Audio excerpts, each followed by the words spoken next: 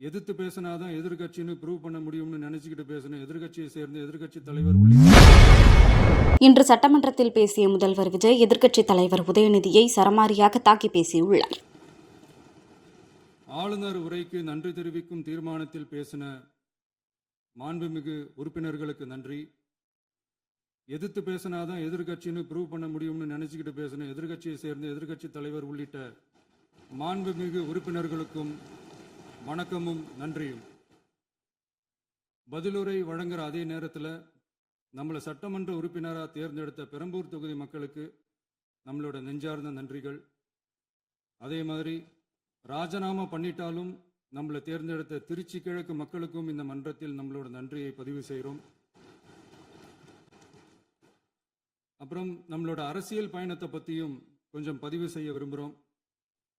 நாம் ஏதோ ஷூட்டிங்லேருந்து நேராக வந்து சிஎம் ஆன மாதிரியே சில பேர் ஒரு இமேஜ் கிரியேட் பண்ணுறாங்க. அவங்களுக்கு அவங்க ஆசைப்படுற லாங்குவேஜ்லேயே சொல்கிறோம், அது வெறும் ரீல் தான், ரியல் கிடையாது.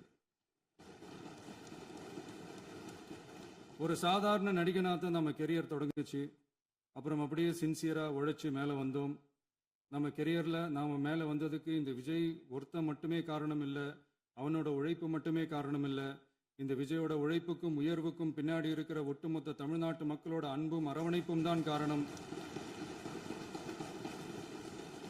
ஒவ்வொரு வீட்டில் இருக்க ஒவ்வொருத்தரும் நம்மளை அவங்க வீட்டில் ஒருத்தனாக ஏற்றுக்கிட்டது தான் நமக்கு கடவுளும் மக்களும் தந்த மிகப்பெரிய வரம்.